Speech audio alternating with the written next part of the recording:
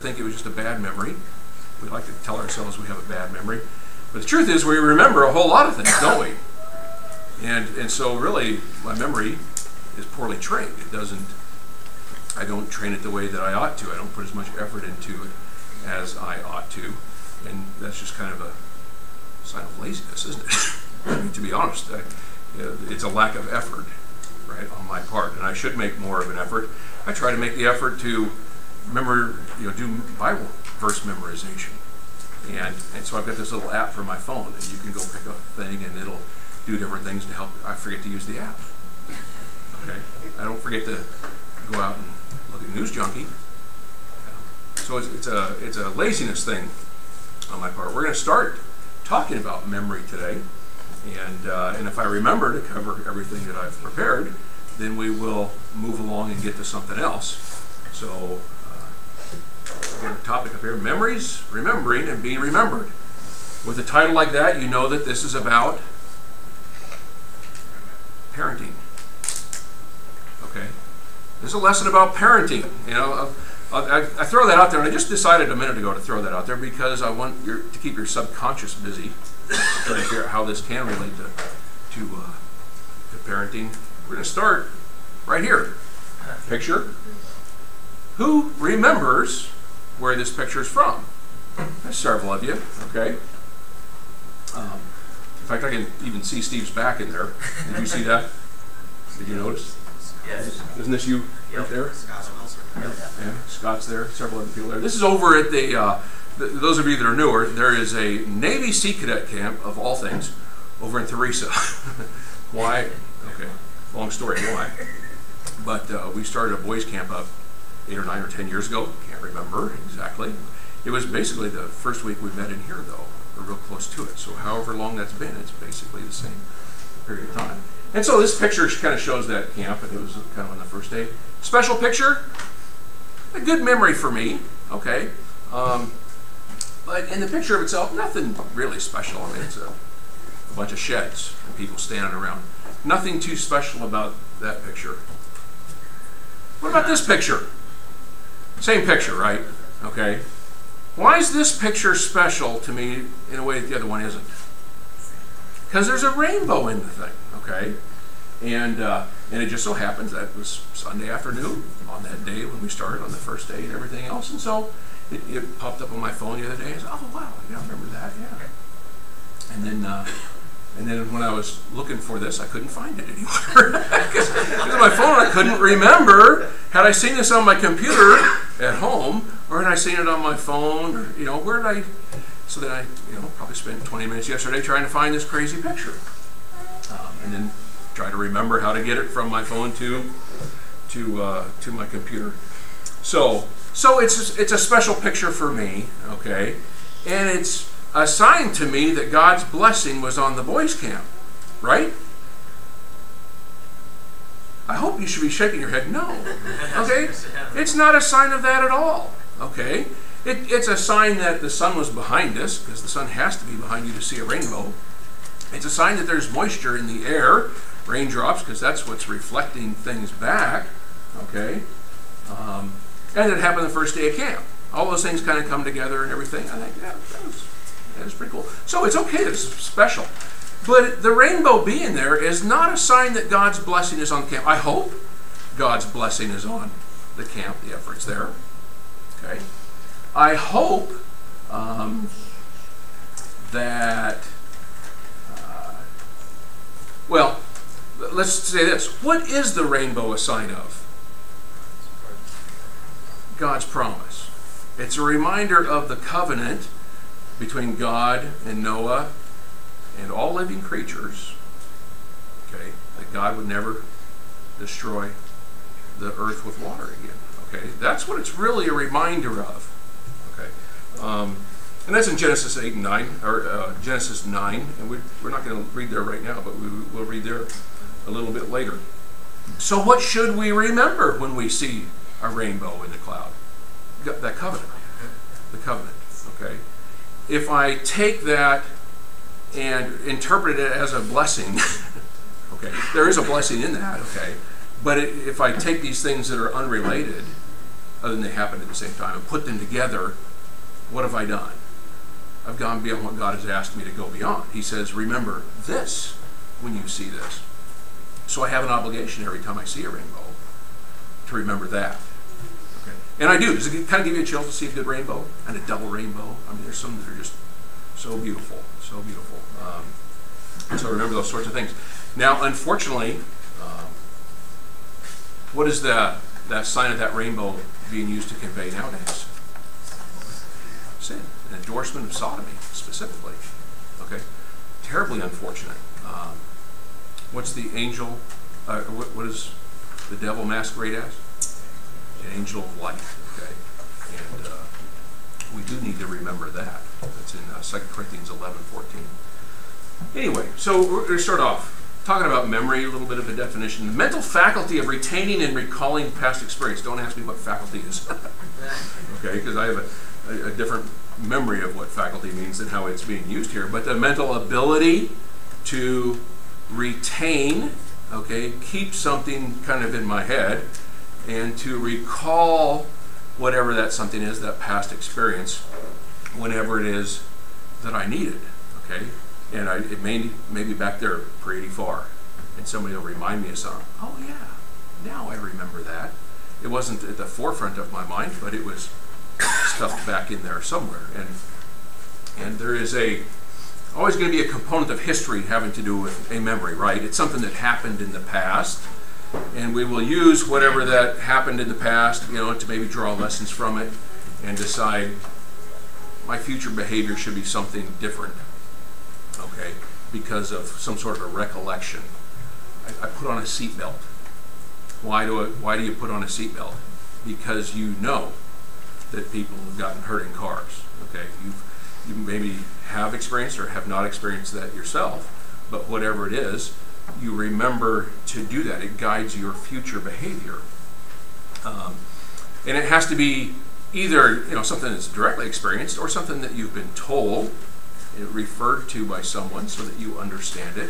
If I ask Elliot to repeat pi to me, the value of pi, okay, there's nothing there. There's no memory of that for him. There's no recollection. He never retained it. He does not understand what I mean when I say that. Now, do you remember that Rob mentioned pi about a year ago now, right? And then I taught a little bit, and we talked about pi not too long after that. Okay, so you guys have pulled that memory up a little bit. Not necessarily everything that was said by either one of us, but for Elliot and for a young child, there's no concept behind that. There's no memory of that. Okay, it doesn't exist.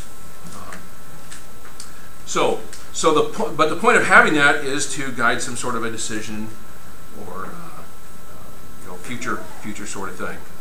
God created mankind with the capacity for memory.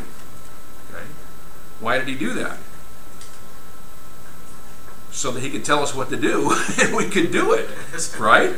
We would remember what it was that he said. And so I want to go through some Bible verses. I think most of these that I'm going to hit are things that you will remember right away because they're fairly common sorts of things. And I was kind of curious. I'll tell you that I'll open up to Genesis 1 and I'll start reading. I'll see when do I really come across the first sort of thing that has some sort of a reference to memory. Okay? And you only get to chapter 1, verse 28. And what's going on back then? What's going on back then is God is talking to Adam and Eve, and I'll read it. Genesis 1, starting in verse 28. He just created men, male and female. He says, and God blessed them. God said, and be fruitful and multiply and fill the earth and subdue it and have dominion over the fish of the sea and over the birds of the heavens and over every living thing that moves on the earth. And God said, behold, I've given you every plant yielding seed that is on the face of the earth and every tree with seed in its fruit. You shall have them for food. And to every beast of the earth and to every bird of the heavens and everything that creeps on the earth, everything that is breath of life, I've given every green plant for food. And it was so. And God saw everything that he made, and behold, it was very good. Evening and morning, the sixth day. And so God has given them an instruction. And the summary of that is, be fruitful, multiply, and all that green stuff out there, you can eat it. Okay? That's what he has told them. And if Adam and Eve did not have any kind of a memory, one of them would say, I'm hungry, and the other one would respond, what's hungry? Right? You're going to think, well, what do we eat? No, what's hungry? They wouldn't even know what hungry meant, because there would be no memory. Just like Elliot would not have a reference to pie, he knows hungry. Okay? He wouldn't have a reference to pie. They would not even know what hungry meant. There would be nothing to recall there. But God had said, all that green stuff you see, you can eat that stuff. And he expects them to do that. Now by Genesis 2, what's he telling them? You can eat all that green stuff except this one right here. Don't eat of that. And what was that? That was the tree of knowledge of good and evil. He says, everything out there you can eat except this. Don't eat that. If they didn't have a capacity for memory, what could he expect out of them? They wouldn't remember that they could not eat that. But they had that capacity that God had given them. So, now, did they forget? No. They did not forget. Okay? They debated the question right there when they ate of the tree of knowledge. They didn't forget. They ignored it. Okay? And I think as you read through a lot of the Bible and everything else, a lot of times it's not forgetfulness that is the problem. To the extent that forgetfulness is in there, it's almost a willful ignorance. Okay, and sin is often the result. We already mentioned the rainbow, but let's go into Genesis 9. I'm going to read verses 8 through 17. And this is after, this is God's covenant with Noah. Chapter 9, starting in verse 8. Then God said to Noah and his sons with him, Behold, I establish my covenant with you and your offspring after you, with every living creature that is with you, the birds, the livestock, and every beast of the earth with you, as many as came out of the ark.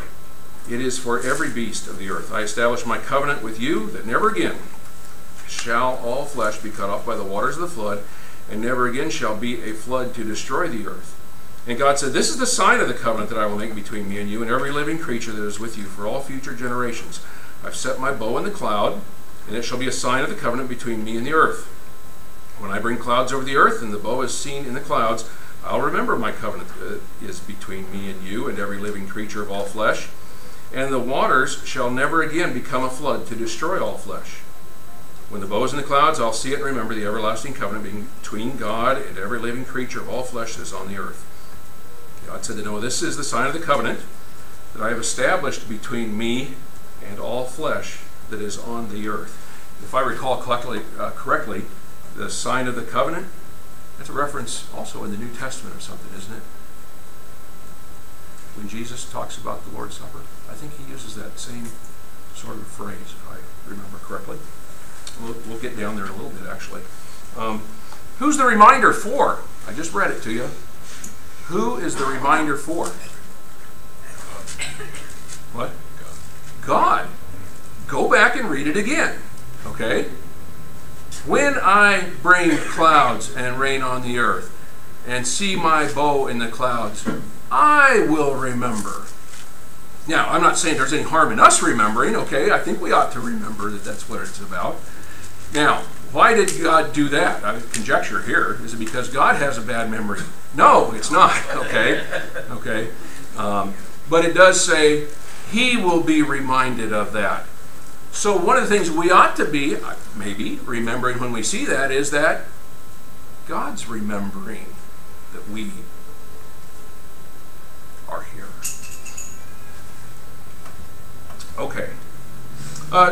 Turn over maybe to Joshua 22. Let me catch up a little bit here. I'm behind. In Joshua 22,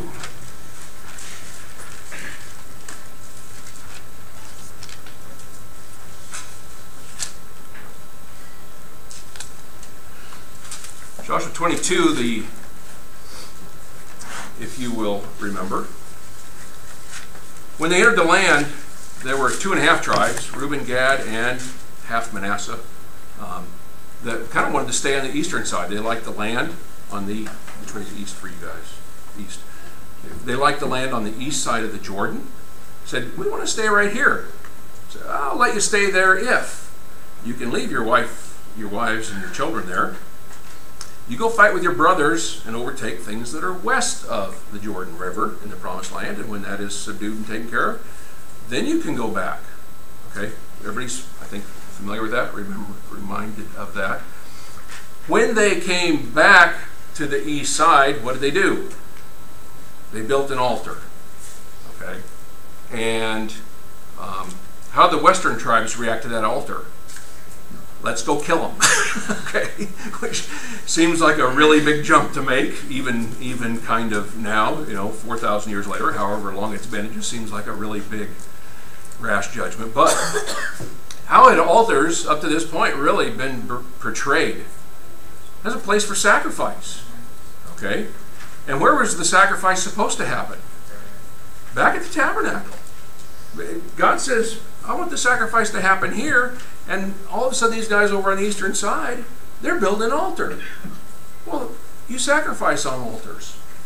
And so they thought, well, that's it. They've abandoned us and abandoned God, and we have an obligation to go to war with them. And in Joshua 22, I don't know that I have the verses. Yeah, verses 11 and 12. 10, and when they came to the region of the Jordan that is in the land of Canaan, the people of Reuben and people of Gad and half-tribe Manasseh built there an altar by the Jordan, an altar of imposing size. This wasn't just something real small. And the people of Israel heard it said. Who heard it? Behold, the people of Reuben and the people of Gad and half-tribe Manasseh built an altar at the frontier of the land of Canaan, in the region about the Jordan on the side that belongs to the people of Israel. And when the people of Israel heard it, the whole assembly of the people gathered together to Shiloh, at Shiloh to make war against them. And so they are, the western tribes have remembered, in a sense, God's promise that the altar was supposed to be used for sacrifice, and it was at the tabernacle, and they wanted to go to war. As you read through the rest of that situation there, what we find is that the eastern tribes built the altar as a what? As a remembrance. As a witness, okay? Had that ever been done before for an altar? Marcy's shaking her head yes. Turn over to Genesis 31. Because this is about the closest thing that I could kind of find. Most of the references I could find were altars being used for sacrifice. In Genesis 31, we have these two guys named Laban and Jacob. Okay? And Jacob, over the years, had been there, 20 years, and was being treated poorly by his father-in-law, Laban. And he finally decides that he's going to leave. He takes all of his property, takes his 2 wives, camels, children, and starts heading out. And it's not going to be part of it anymore. Laban eventually finds out after he's got a 3-day lead, chases after him, they catch up. And eventually what happens is that they kind of, Laban sees a dream saying, better leave him alone. Watch what you say here. Okay. And they end up building a pillar of remembrance. Okay, a pillar, pile of rocks. Altars were kind of pile of rocks and so, but this is maybe about the closest thing that I can kind of find. But it was built as a witness between the two of them, and what it does really is it marks out a boundary.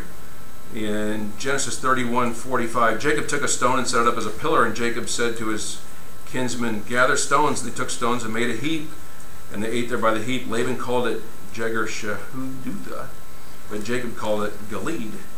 Laban said, this heap is a witness between you and me today. Therefore he named it Gilead. And Mizpah, for he said, the Lord watch between you and me when we're out of one another's sight. If you oppress my daughters, or if you take wives besides my daughters, although no one is with us, see, God is witness between you and me. Okay, God is witness. Interesting that Laban is a pagan as he's saying this, but he's calling on God's, condemnation of Jacob if Jacob does not comply with the things that they have kind of talked about. So, between this and between what was going on in Joshua 22 with them building this altar, okay, there's a lesson in there. There's probably several lessons in there. The one that is most obvious to me is be careful when you are dragging something up out of your memory not to make a bad application of whether or not the current situation applies to the situation that this memory is from. Okay? I hope I'm not too cryptic in that. Memories can lead to misunderstandings. And we have to be careful that we're remembering the right thing and doing the right thing because of that memory, because of whatever understanding that we have. And it can be really, really dangerous to infer something from somebody else's behavior. Okay, kind of another lesson there. They misunderstood what the sacrifice, that altar was for, thinking it was for a sacrifice, and so they were going to go kill him. Okay, they were inferring the wrong thing. Luckily, they got that straightened out.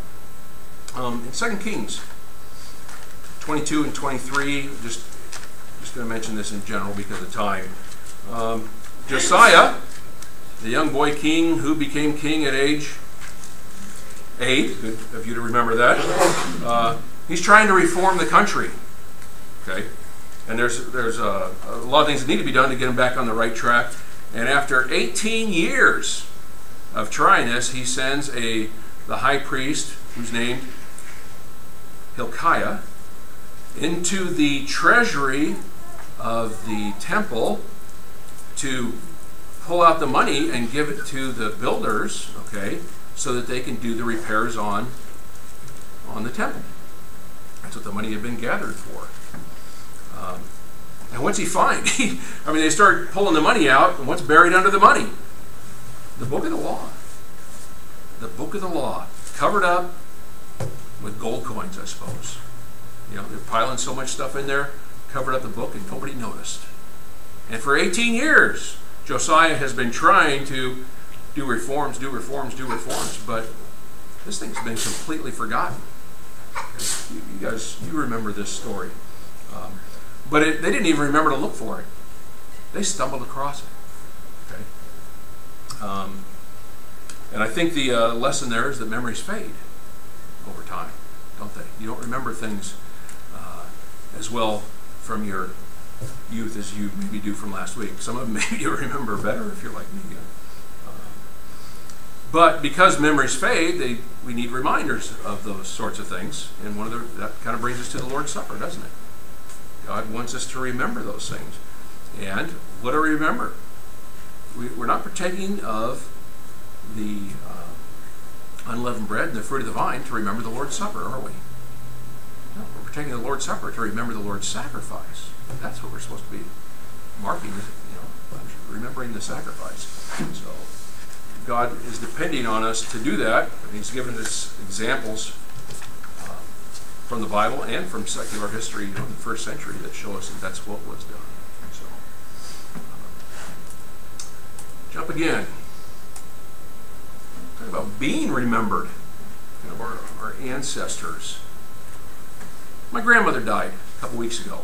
Okay, she was the last of that generation of my direct ancestors. Okay, everybody kind of follow what that means. She had a sister and a brother that I think are still alive. I've probably seen them 10 times in my life, maybe a little bit more than that.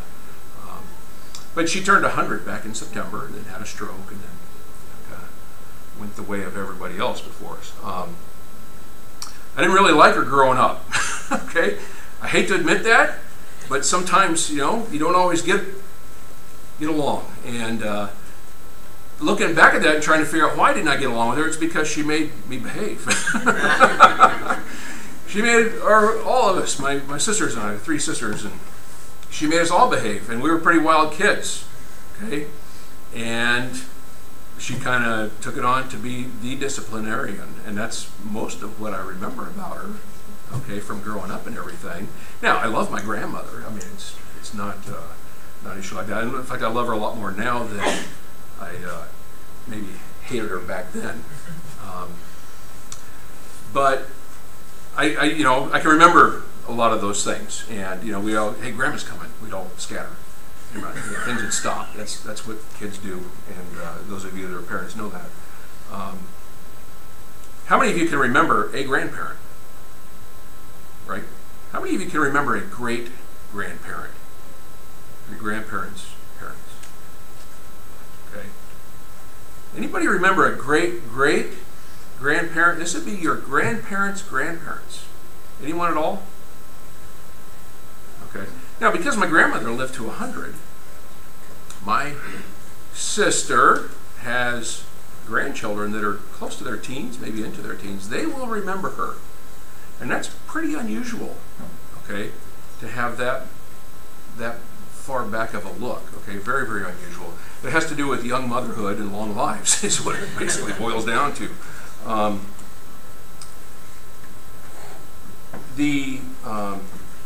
Because of things like photography, being developed in the last 150 years and stuff like that, it's much more likely that we will maybe remember some of those things, or that your children or grandchildren will have a little bit of a recollection, because if nothing else, they may see some pictures that just did not exist back then. The oldest picture probably in my family that we can find is, very late 1800s. Okay, a picture. There is a picture from the Civil War. Okay, so is that 160, 70 years, something like that? But I have no recollection of that man that's in that picture, right? And it leaves it, yeah, maybe. Okay.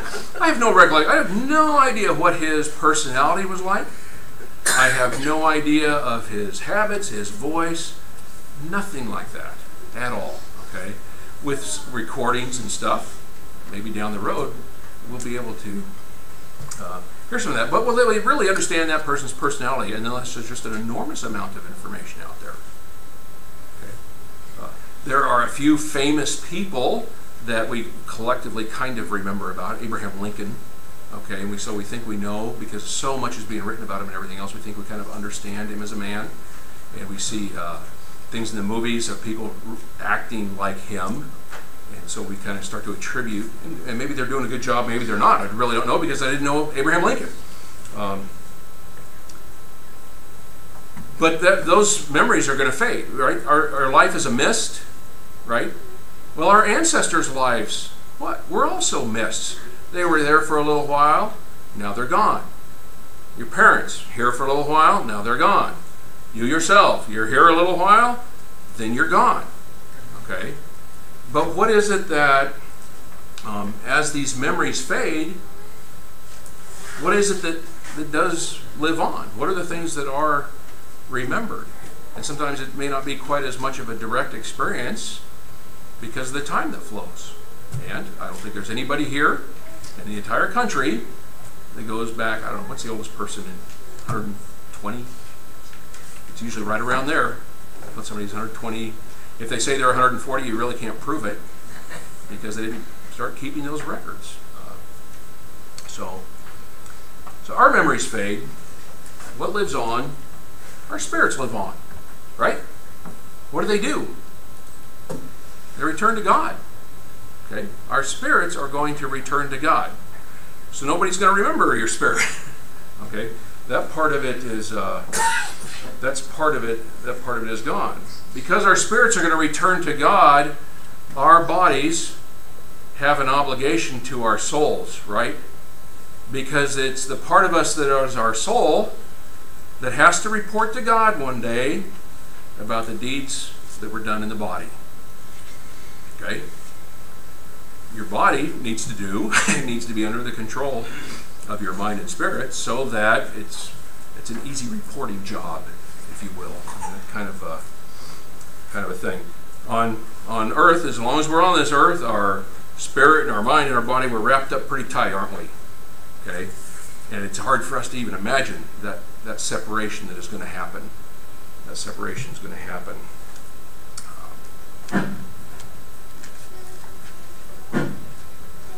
So we are going to be gone. Our grandparents and more distant ancestors, they are gone. And what are the things that still live? Okay, our spirits return. Two things, I think, just generic categories that are going to live on after we are gone. I'll separate them this way. Genetic traits. Our genetic traits are going to live on after us. Okay? What am I talking about? Genetics. My height. Okay? My height will live on in my children and my grandchildren and down the road. Okay? I'm kind of tall. My children are likely to be tall. And their children and their children. my hair color, right? Going to kind of live on in my children and my grandchildren and down the road. And so I inherited this hair color and maybe this height, okay, from my ancestors. In that sense, those things are living on in me right now, okay? And they will live on beyond that, whether I have a wide face, okay, or a narrow face. Our general looks, kind of, okay? The other day we were standing in here and I looked at Atticus, okay? And boy, who did I see? Autumn. Now, you go look at Atticus and Autumn, they look nothing alike. Autumn's got a thin face. Atticus right now. He's bursting, wanting to grow, okay? But it's like, wow. I mean, it kind of startled me because how much he looked like her, okay? And later on, other things will come out and look like him. That he will look like others in the family and everything. I kind of told a little bit of this story years ago, probably a dozen years ago. I was in New Hampshire, met a very, very, very distant cousin. Okay? He was an old man, very confused. He sent an email, he thought to his family, but he was sending it to me. So I received this email from him, thinking he'd sent it to somebody else, and he typed out, hey, this guy came and visited me, and he looked just like a Bosworth. Okay, now we're talking like 11 generations back, okay? And so there's a family resemblance there that kind of expresses itself over time. That's the kind of thing that I'm saying, one of the things that will live on with us, those genetic sorts of traits. And so we look at baby pictures and say, wow, you look just like this one from 40, 50, 60 years ago, this grandchild does. And we find that entertaining. We also ought to remember this is God doing that sort of thing. He set things up so that it would be that way, okay? And it's a different type of memory, a genetic sort of memory, but it's something that is going to live on. Another good reason to take care of our bodies, because eventually we can mess up our genetics if we are not careful. Besides genetics, though, the other thing that I would kind of identify that I think is much more important than genetics is our personality traits. Okay, the types of a person we are is going to have an impact on the types of people our children are. And by extension, our grandchildren, our great-grandchildren, and on and on and on. And so then I start to wonder, okay, for me, how much of me is like my ancestors? And I don't, the ones that are immediate, like my father, I certainly understand those. Grandfather, on my dad's side, hardly at all. I remember meeting him a couple of times. I've seen a lot of pictures of him. Every picture, there might be one picture, but every other picture I've ever seen of that man, he's got a scowl on his face. An absolute scowl. Maybe his wedding picture, he might have smiled. Okay? Now, and I asked my aunt about that, and I say, why was he on? She says, I don't know, but he wasn't like that at all. Well, what's my memory? It's that picture of my grandfather. Okay? And it gives a completely wrong impression of who he was as a man. Right? You understand what I'm saying here? So we have to be careful about those sorts of things. So the question is, in what way, personality traits, not in looks, but in personality, how do you behave in the way that your parents behave? Okay? How do your children behave in the way that you behave? Because your children are going to model their behavior, by and large, over time, on your behavior, the behavior that you have modeled for your children. Follow me? So let's talk about genetic traits and personality traits, the difference between those things. I don't have any control over my height. I have more control over my weight. There's a disposition in there maybe, okay, to like the same kinds of foods that my dad liked and my grandparents liked. Whenever we visited my grandmother in Iowa, it was like, you want some ice cream? Well, yeah, of course. Okay, those sorts of things are there. So some of the things I can't change. Some of them I have a lot more control over, though. I do have a control over my appetite. Poor control, maybe. Okay, but I do have control over that.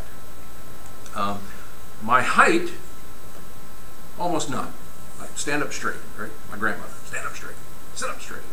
Okay, so, but that's mostly beyond my control because it's a genetic sort of thing that came down. Can I change my eye color, my hair color?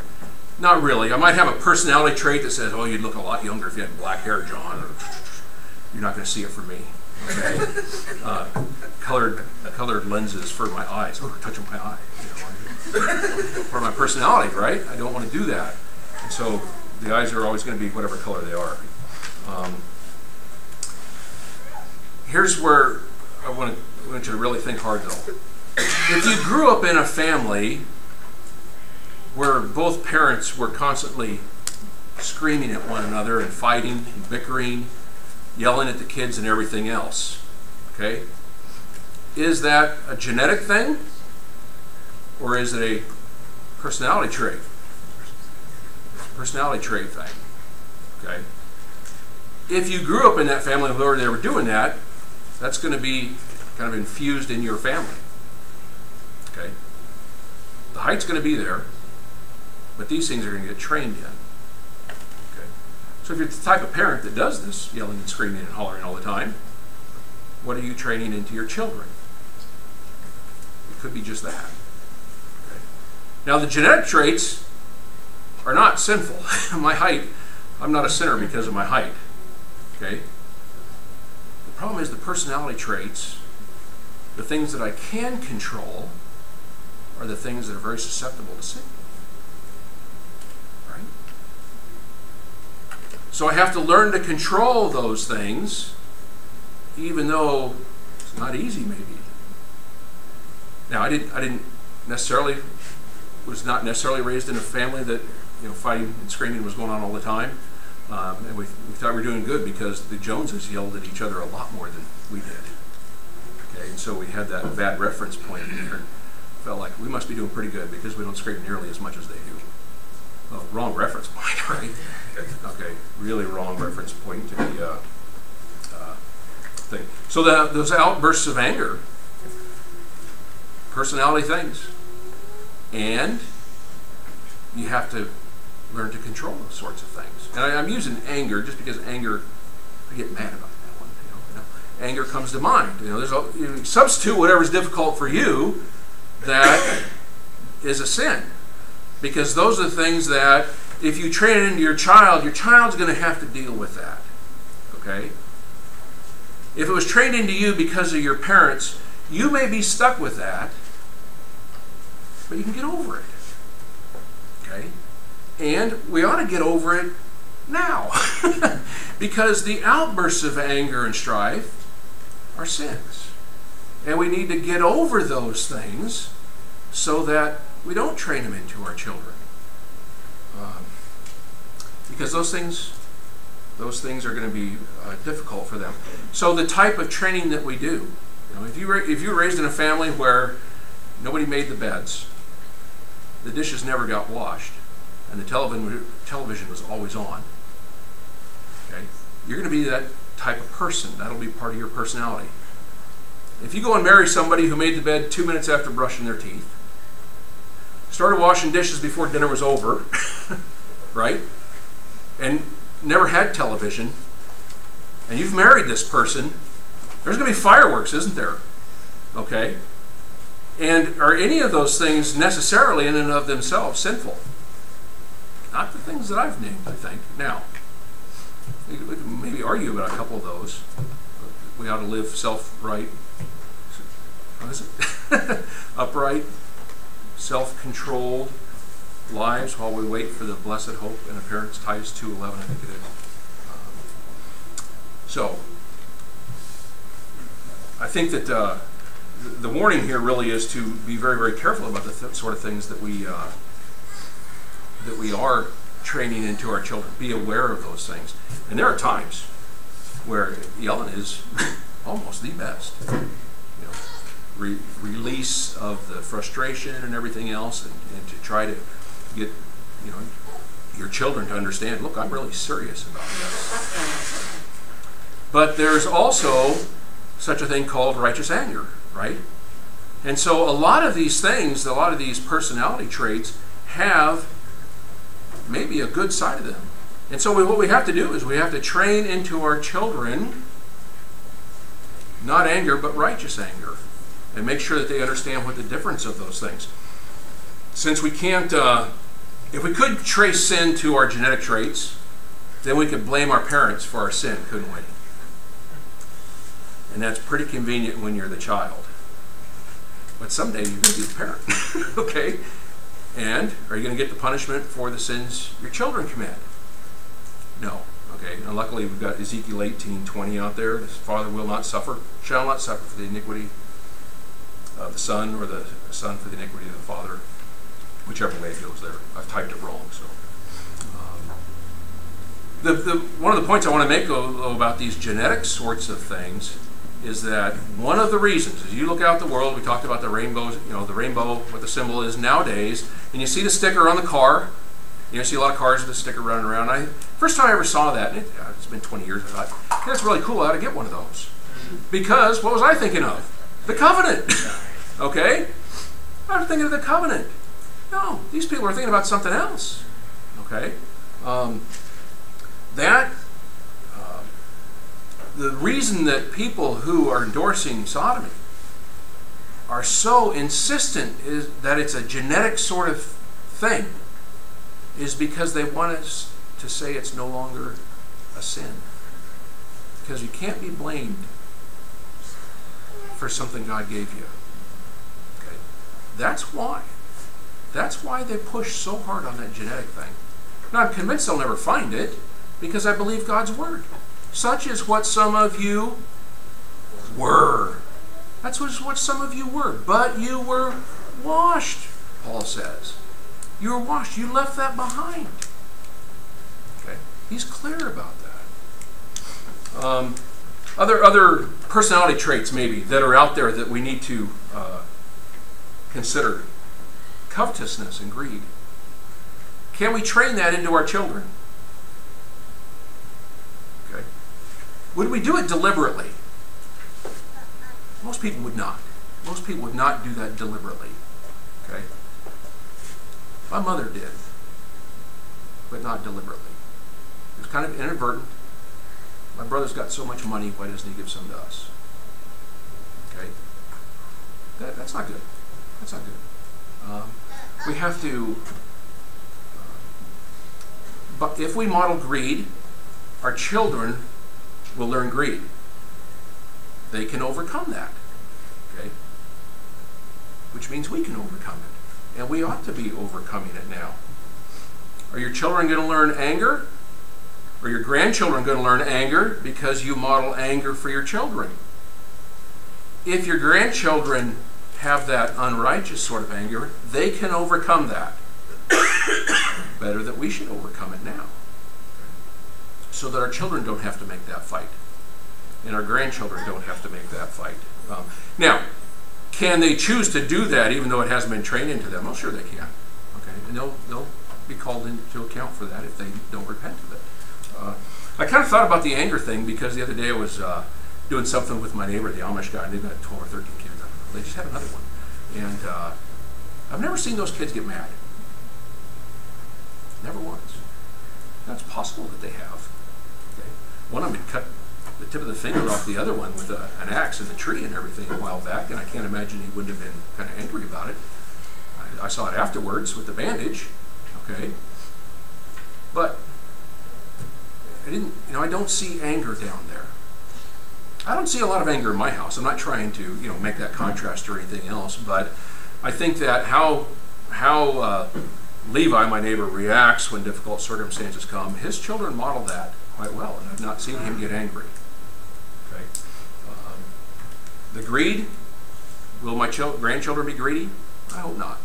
I hope not. If they did, they haven't learned it from me. I hope they don't learn it from their parents. Jealousy. Now, right? There's good sides of jealousy, right? Make sure that they understand the good side of jealousy, being zealous for God, okay? But jealousy in these other ways, the things that are sinful, don't let them see that in you. How about stubbornness? Stubbornness can be quite, quite the sin. It can be good. There's a virtuous side of stubbornness so long as it is supporting the Lord. Okay? I hope to be stubborn in my faith. Okay? When my other grandmother died several years ago, I went out to Iowa. I was on the way, she died. I was going to stay at an apartment out there, and I went to the apartment next door to get the key and talked to the lady there for a few minutes. And she said, "Oh, I knew your grandmother, and I loved her, but boy, she could be a stubborn woman." And she was. This is the other grandmother. I don't know if it's a generation that grew up in the Depression, or even before the Depression or whatever, but she had a stubborn streak to her. This lady said, once she made up her mind, okay, she was stubborn. My grandmother had a stubborn grandson. I've got a stubborn grandson, right? I don't know if you've seen it. Not blaming anybody. There's a genetic sort of thing. All of us have stubborn children, right? But for Elliot, how does it show up? Cocks his head to the side, puts it down, stands there. Right? It's not George and Janice's fault at all. If he's that way when he's 20, then they will have done something to lead to that. Okay. But again, that stubbornness can have a good side as long as that stubbornness is channeled in the right direction. How much of his stubbornness is genetic? There's some of it that's got to be, okay? Because, I mean, I'm looking at the generations above me and the generations below me, and there's a stubbornness all the way through the thing, okay? So there's a genetic tie. There's no question about that. I'm convinced. But the personality trait that takes that stubbornness and runs with it in the wrong direction, that can be overcome. Parents need to try to overcome that, okay? So that is not a memory that flows down through time for thousands of generations. That kind of a thing. The point I'm making, the Bible says, train up a child, right? Train up a child. It doesn't mean for that to be an afterthought in our actions as parents. It takes an active effort, active decision making. Looking at the situation and deciding, okay, how do I need to handle this? And so we work on that. We have goals, specific goals that we talk about. And it's up to us as parents to mold our children to the extent we can by guiding their development, so that their anger gets expressed as righteous anger, not as just anger. They're stubborn in the ways of God, not in the ways of sin. So that they're willing to sin. They're willing to share rather than be covetous. Okay, that's something that we model into our children. We try to. And the more we model them ourselves, the easier it will be for our children to understand those things and see the examples of them. And are we being the examples that we should be for our children? Not always. I know I've not always been. No question about it. I'm human, right? We're all human. We fail at those things. But before we blow our top, what we ought to be asking ourselves, is this the behavior I really want to model in front of my children? And maybe just that awareness alone will help you get to the point where, okay, this time I'm going to maintain my temper and not lose it in the things that I'm about to say. And when we do blow our top, then we need to model repentance and asking for forgiveness, because they're going to learn from that as well, aren't they? Okay, because we're all, again, we are going to make those mistakes. When in the end, when our parenting job is done, and I don't know if that's at the year 100 for us, or 70 or 40, whatever it is, do we want to be remembered for our anger or our laughter? Okay. Do we want to be remembered for our generosity or the size of our checkbook? Am I making these obvious enough? Okay, for which choice we ought to be making? Or do we want to be recognized and remembered for tireless effort or sloth? Okay, for being a child of God or for being lost? for being Christ-like or not? Okay. And so that part of what I'm covering is a very open-ended question, because they're choices that we all have to make, and I would encourage you to choose wisely. So. Now, if the guy in the purple back there who's skinny, whose name I can't remember, George, come forward, sing our invitation song. If you have a reason to respond to the gospel call or to ask for the prayers of the church, we invite you to come forward now.